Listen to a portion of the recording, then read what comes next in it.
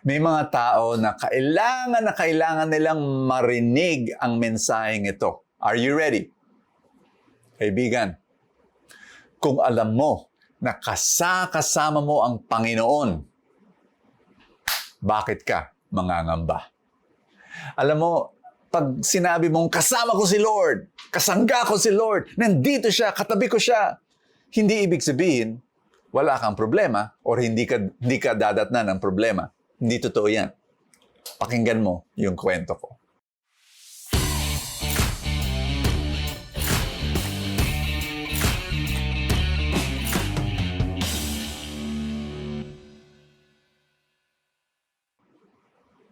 Alam mo yung pinakagrabing nangyari sa akin, yung pinakamasakit na namolestya ako ng bata ako. Lagi ko kinikwento to. Hindi ako nahiya. At sinasabi ko talagang pangit yung nangyari sa akin. Pero tingnan mo akala ko ba kasama ko si Lord? Ba't ganun? Ba't nangyari yun sa akin nung bata ako? Pagkatapos, hindi lang naman yun ang nangyaring masama sa buhay ko eh. Alam mo, nung bata ako, hindi maganda grades ko. Hindi ako magaling sa school. Tapos, nagtataka ako, hindi rin ako magaling sa sports. Bano ako sa basketball. Maski anong laro. No? Pinagtatawanan ako ng mga kaklase ko. Iniisip ko yun eh. Yung mga ibang kaklase ko na quote-unquote bobo sa school, ang gagaling sa basketball, grabe. Ang gagaling sa baseball, ang gagaling. Ako, ba't yung pareho hindi maganda? Kaya nabully ako eh, nung maliit ako. Oh, akala ko ba God is on my side? Tapos eto pa. So, nakilala ko si Lord nung 12 years old. Tapos binigay ko yung buhay ko sa kanya, 13 years old. Ayan, misyonaryo na ako. Akala mo parang, smooth sailing na yan. Hindi.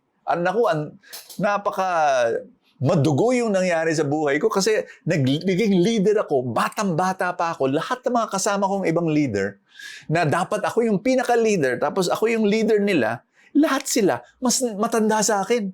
5 years older, 20 years older, 10 years older. Grabe! Hirap na hirap ako. Hindi ko sinasabi, hindi ako ginagalang ng mga yon, pero internally, talagang it was a challenge. Sobra. Tapos, ayan, nag-asawa na ako, nakunan yung misis ko 3 beses. Akala ko ba, God is on my side. Kasama ko si Lord. Ba't nangyari yun? Alam mo, yun talaga yung tanong eh. Di ba? Ito pa, naging negosyante ako. Entrepreneur. So both na, missionary, tapos meron akong naging entrepreneur. Alam mo ba, lagi kong inikwento to, nalugi yung mga negosyo ko. Ilan? 18. Binilang ko sa buong buhay ko bilang entrepreneur, 18 businesses, pumalpak. Oh, akala ko ba kasama ko si Lord? And that's what I want to share with you. Alam mo, hindi nga ibig sabihin na kapag kasama mo si Lord, wala ka ng problema. Hindi. Kasi kailangan mo yung mga problemang yon para sa buhay mo. Ako, ngayon, pag binabalikan ko, lahat ng mga nangyari sa buhay ko, lahat ng mga masasama, quote-unquote, nakakabuti. Na I am who I am. A better human being. Dahil sa mga trials na nangyari sa buhay ko. Nakasama ko ang Panginoon. Kaya ngayon, pag may dumating na mga problema, sasabihin ko lagi sa sarili ko, God is with me. God is with me. Kasama ko si Lord. Kaya natin to, Panginoon. Yan rin dapat ang sabihin mo. Kaya natin to, Lord. Ang ebanghelyo natin ngayon, isang may sakit na tao. Si Lord was for him. Yung mga Pariseo was not for him. Binabandayan si Jesus. Sabat ngayon, bawal magtrabaho. Ano, papagalingin mo ba? Ang labo, no? Wala silang malasakit para sa may sakit. Si Jesus, ang inuna niya yung may sakit. At ganun si Jesus, ganun ang Panginoon sa atin. He is for you. He is by your side. Alam mo, magdadasal tayo ngayon, pero aawit ako ng isang original na song.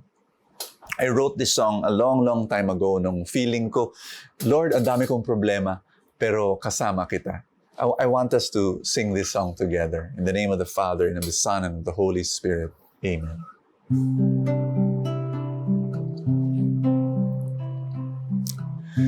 Our hearts know no fear. Strong and faithful is our God. We are His, precious and dear. A rock unmoved, He is our God. For though 1,000 may fall, and mountains may crumble, we shall continue to stand. For men who are mighty and tall may falter and tremble, we shall possess the land. For strong and faithful is our God. For strong and faithful is our God.